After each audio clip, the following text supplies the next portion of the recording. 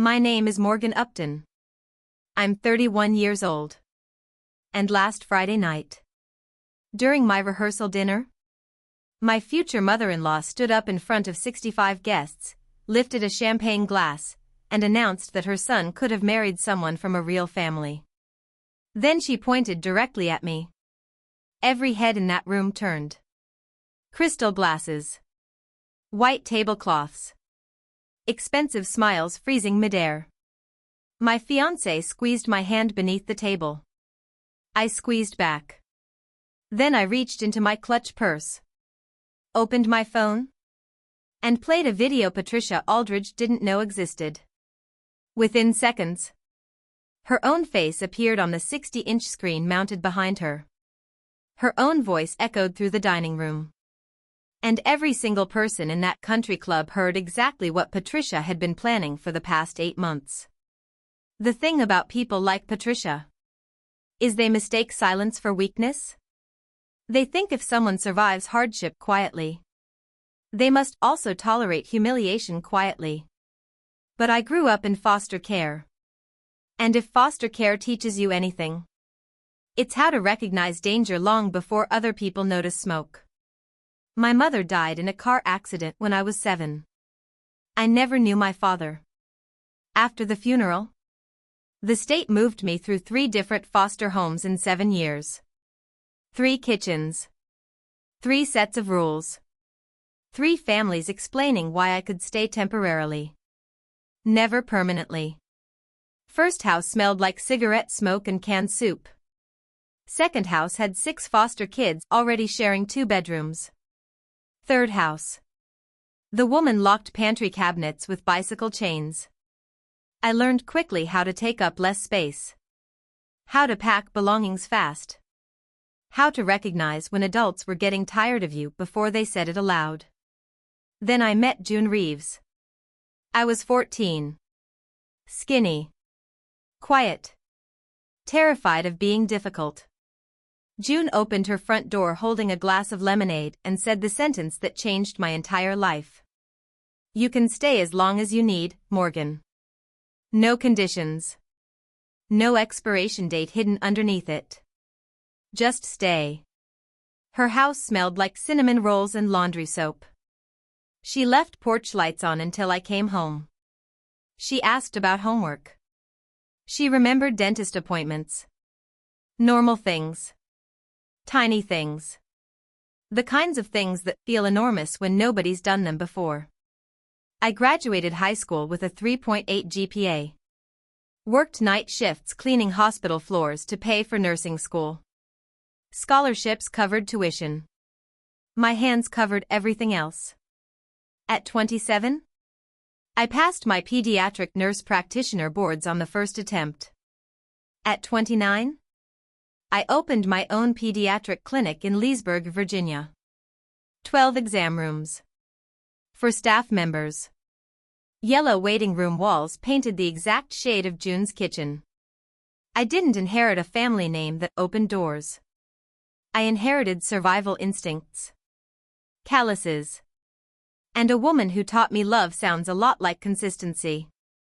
Then I met Ethan Aldridge. Technically, I met his nephew first.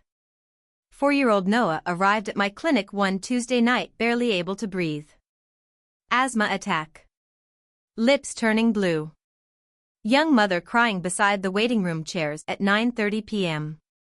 I stabilized him. Nebulizer treatment. Oxygen levels climbing slowly back toward normal. I sat beside Noah's mother, Caroline, holding her hand while she cried into a paper towel. 3 days later, Caroline called the clinic. My brother wants to take you to dinner. Pause. He's awkward and talks too much about ocean currents. But he's the best person I know. That turned out to be accurate. Ethan Aldridge was 33. Marine biologist. Tall.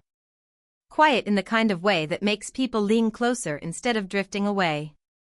He studied coral bleaching patterns in the Chesapeake Bay. Built bird feeders by hand because he thought store-bought ones scared finches. On our first real date, He asked about my clinic and actually listened to the answer. 40 straight minutes. No checking his phone. No waiting for his turn to speak. Just attention. Honestly, that alone almost felt romantic. Because people raised around emotional instability become shocked by calmness. We started seeing each other constantly after that. Faux restaurants. Long drives near the coast. Coffee shops where Ethan sketched marine ecosystems on napkins while I explained bizarre pediatric emergency room stories. One night, I finally told him about foster care. Not dramatically. Matter of fact. The same way I always did. And Ethan just nodded slowly. Then asked, "What was June like?" Not. Was it hard? Not pity. Not fascination.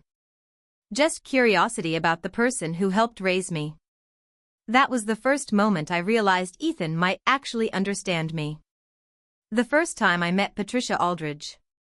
She looked at my shoes before she looked at my face. Navy flats.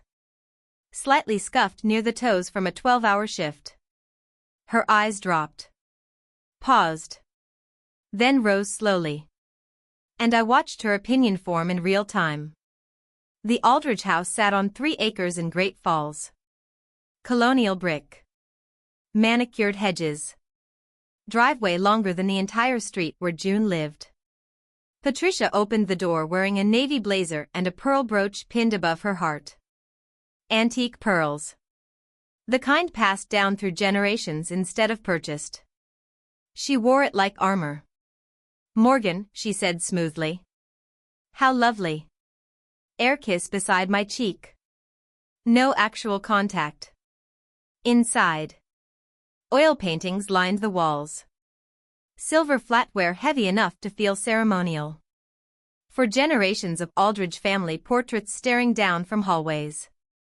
Patricia served roasted lamb and asked careful questions with sharp edges hidden inside them. "And your parents?" I explained foster care calmly.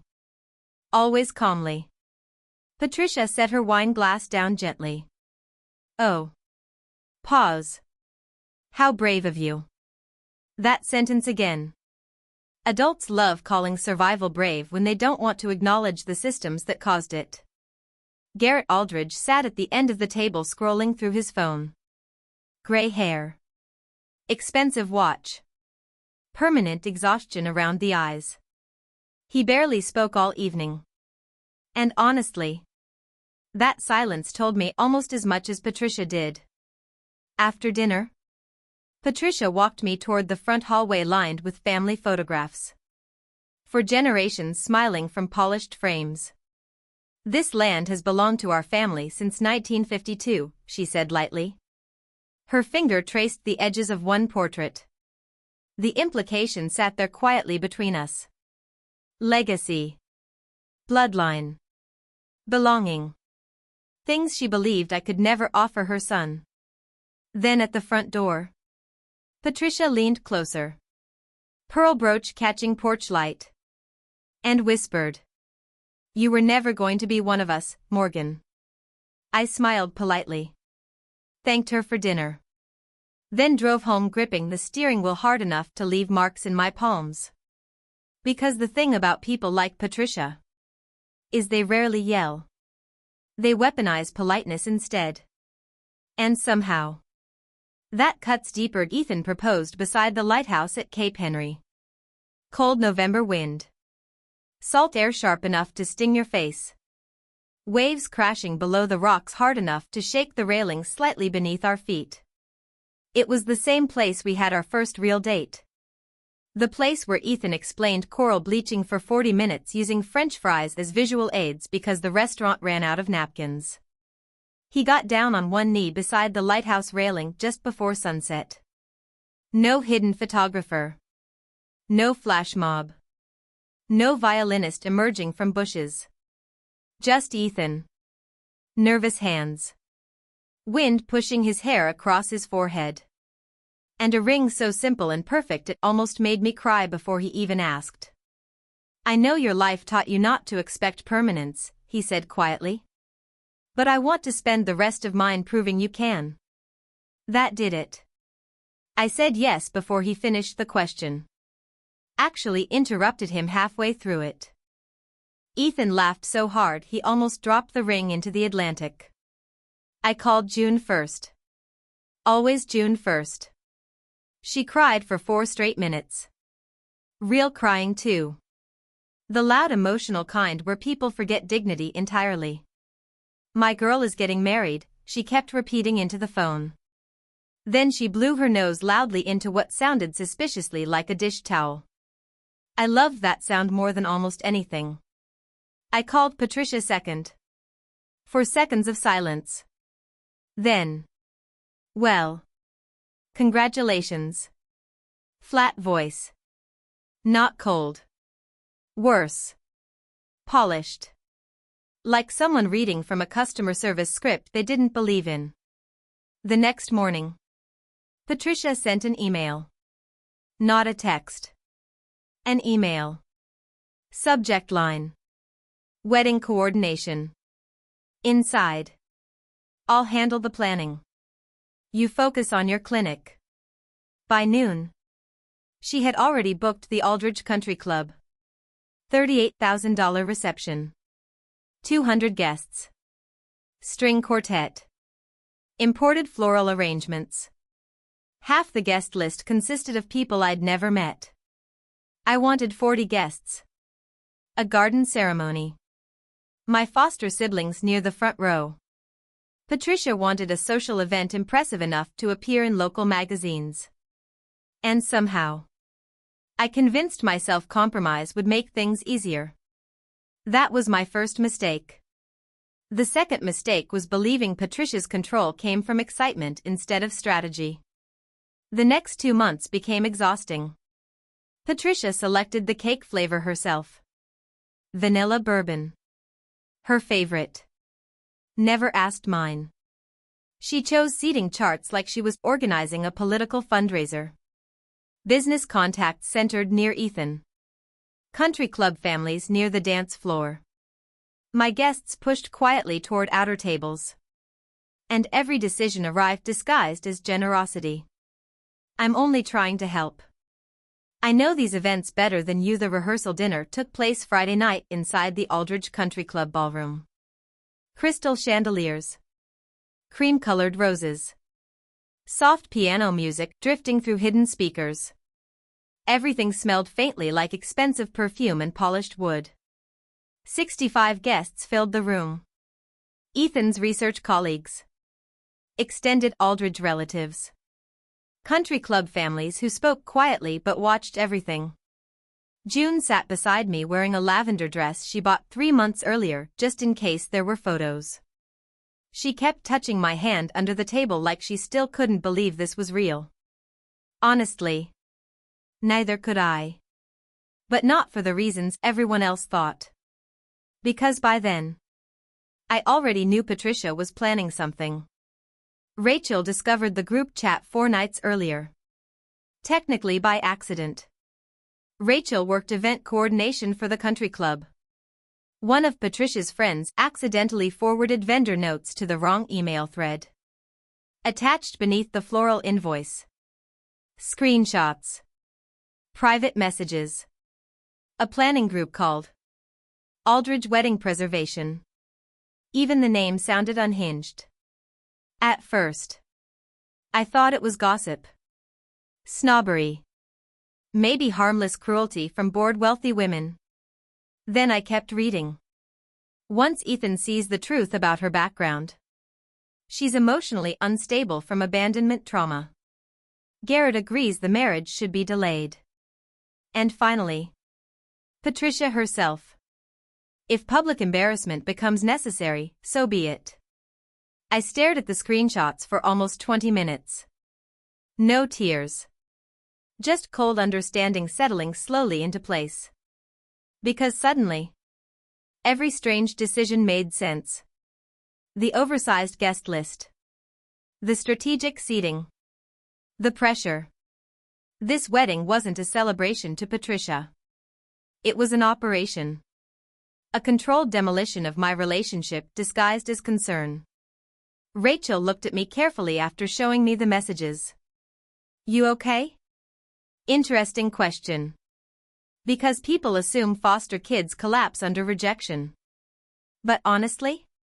You survive by learning how to detach from cruelty quickly.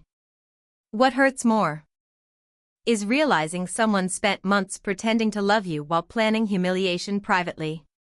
That part cuts deeper. I showed Ethan everything that same night. We sat on my apartment floor eating takeout noodles while he scrolled through the screenshots silently. The longer he read, the paler he became. Finally, he whispered. She talked about you like a problem to solve. Exactly. Not a person. A disruption. An outsider threatening family optics. Ethan looked physically sick. I'm calling off the wedding. Immediate. Protective. And honestly, part of me wanted to say yes. Wanted to disappear quietly before humiliation arrived publicly. Old instincts. Foster care instincts. Leave before people officially reject you. But then I looked around my apartment. At June's framed graduation photo hanging near the bookshelf. At the clinic blueprints pinned above my desk. At the life I built entirely from scratch. And suddenly, I realized something important. I wasn't 14 anymore. Nobody could remove me from this home emotionally unless I agreed to leave. So I looked at Ethan and said, no. He blinked. What?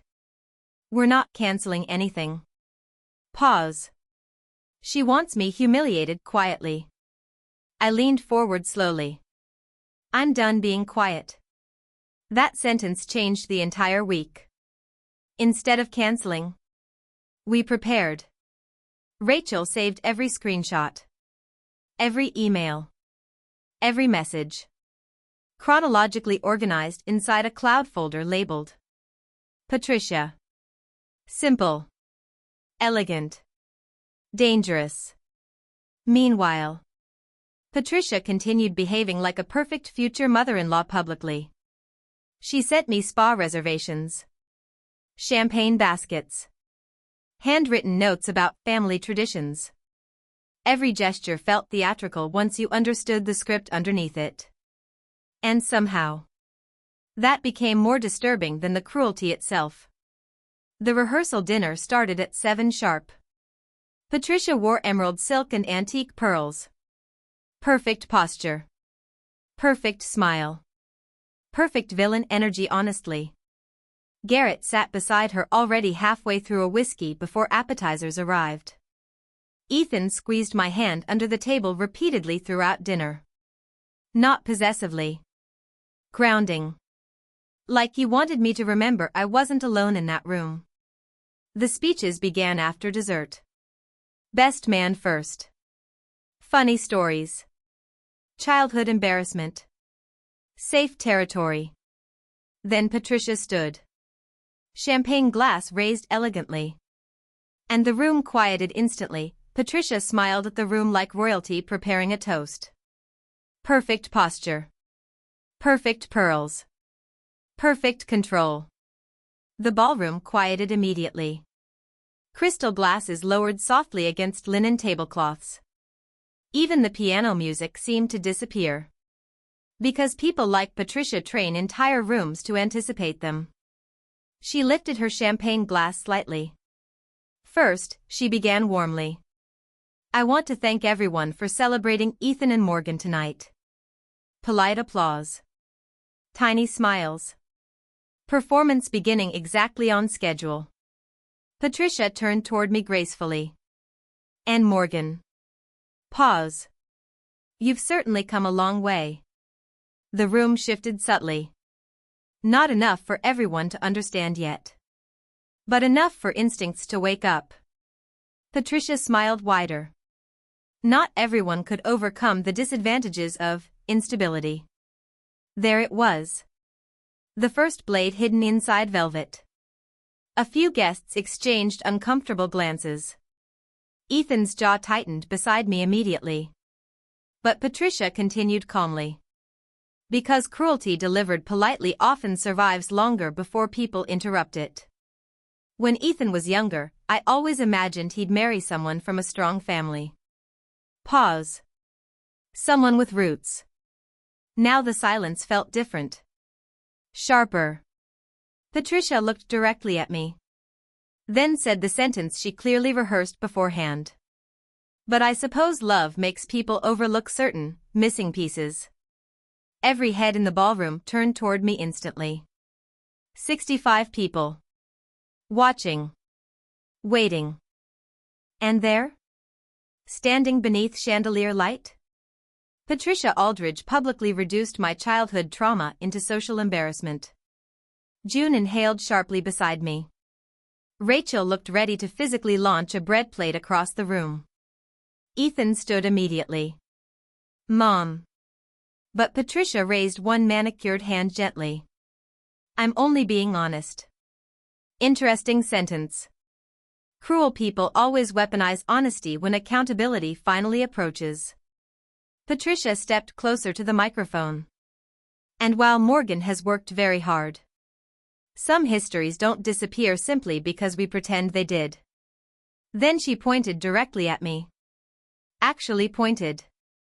In another world, my son could have married someone from a real family. The room froze. Completely. No clinking silverware. No whispering. Just 65 human beings collectively realizing they were witnessing something monstrous. Ethan's chair scraped backward violently. Enough. His voice cracked through the ballroom hard enough to shake people physically. But I touched his wrist gently. And he stopped immediately. Because suddenly, I wasn't angry. I was calm. Dangerously calm. The kind of calm that appears when survival instincts fully activate. I reached into my clutch purse slowly. Pulled out my phone. And stood. Patricia smiled slightly. Mistaking composure for surrender. Big mistake. I looked around the ballroom carefully before speaking. You're right about one thing, Patricia. Her smile widened slightly. I didn't grow up with a traditional family. Silence. But foster care teaches you something valuable very early. I unlocked my phone calmly. It teaches you how to recognize people pretending to care while planning harm privately. Patricia's expression changed instantly. Tiny shift. Instinct. She knew. I connected my phone to the ballroom projector wire beside the podium. Rachel had already prepared it earlier. Just in case. The giant 60-inch screen behind Patricia flickered softly. Then illuminated. First image. Aldridge wedding preservation. Group chat screenshots filled the screen behind her. Patricia went completely white. Actually white. Gasps erupted across the ballroom immediately. I read aloud calmly. She's emotionally unstable from abandonment trauma. Murmurs spread instantly. I clicked the next screenshot. If public embarrassment becomes necessary, so be it. Now people were staring openly at Patricia. Not confusion anymore. Judgment. Raw judgment. Garrett slowly lowered his whiskey glass beside the head table. Like he suddenly realized the room was no longer safe for silence. Patricia stepped toward me sharply. Morgan. I clicked play before she finished. Video filled the projector screen. Patricia herself appeared seated at the country club terrace 3 weeks earlier. Recorded secretly by Rachel during vendor setup. Patricia's voice echoed through the ballroom speakers perfectly clear. Once Ethan sees how embarrassing she'll become publicly. Laughter in the recording. Then Patricia again. He'll realize women like Morgan are temporary experiences. Not permanent family material. The room exploded. Actual chaos. People whispering openly now. One woman near the back covered her mouth, completely horrified. Someone muttered, "Oh my God." Garrett stood slowly, turned toward his wife, and for the first time all evening, actually looked directly at her. Not exhausted. Not detached. Furious. "You said this was wedding stress," he whispered. Patricia's composure shattered instantly. "You don't understand?" "No," Garrett snapped. "You don't understand." Silence crashed back over the room immediately. Because men like Garrett spend years disappearing quietly, until shame finally drags them back into reality publicly. Patricia looked around desperately, searching for control, for allies, for anyone still standing on her side. But the room had shifted completely now. People weren't admiring her anymore. They were seeing her. And honestly, those are two very different things. Patricia's voice shook suddenly. "I was protecting my son." "Interesting." "Not." "I'm sorry." "Not." "I went too far." "Control first. Always." Ethan stepped beside me then. Calm. Steady. And somehow, that steadiness mattered more than rage ever could. He looked directly at his mother. "You didn't protect me." Pause. "You tried to humiliate the woman I love because you couldn't control her." That landed hard. Because truth spoken calmly always lands harder. June reached for my hand beneath the table then. Warm fingers trembling slightly. And suddenly, I realized something extraordinary. Patricia spent 8 months trying to prove I didn't come from a real family. Meanwhile, the only person acting like family in that ballroom was the woman who chose me voluntarily at 14 years old. Funny how that works. Patricia looked at me again desperately. "Morgan." But there was no script left now. No polished performance capable of repairing exposure. So I smiled gently. Not cruelly. Just honestly. "You were right about one thing too." Her breathing caught slightly. "You and I will never be the same." Silence. Then softer. "Because I know exactly what it feels like to be abandoned." Pause. "And you chose to become the kind of person who does it intentionally." That broke her. Not dramatically. Quietly. Like something cracked internally all at once. Patricia sat down slowly in her chair, staring at the white tablecloth without speaking. Garrett removed his wedding ring beside her. Not aggressively. Almost sadly. Then placed it beside his whiskey glass. And the entire ballroom noticed. Rachel whispered, "Well, that escalated beautifully." I laughed. Actually laughed. First genuine laugh all night. The tension shattered instantly afterward. Ethan kissed my forehead gently.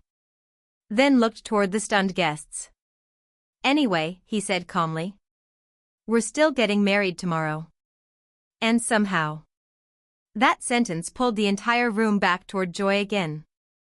People started clapping slowly. Then louder. June cried openly. Rachel started a champagne toast out of pure spite. And standing there beneath crystal chandeliers, I realized something important. Patricia believed my lack of blood relatives made me weak. But surviving without guaranteed love teaches people something dangerous. How to build lives without needing permission. The wedding happened the next afternoon beside the Chesapeake Bay. Smaller than originally planned. Peaceful. Beautiful. Patricia didn't attend. Garrett did. Alone. He hugged me before the ceremony started and whispered, "I'm sorry for staying quiet so long." Interesting sentence. Because silence protects cruelty almost as much as participation does. But unlike Patricia, Garrett finally understood that before losing everything permanently, June walked me down the aisle. Lavender dress. Trembling smile. Tears already falling before the music even started. And honestly? That felt right. Because family isn't always who shares your blood. Sometimes, it's simply the person who keeps showing up after everyone else leaves. And that kind of love? That's the real inheritance.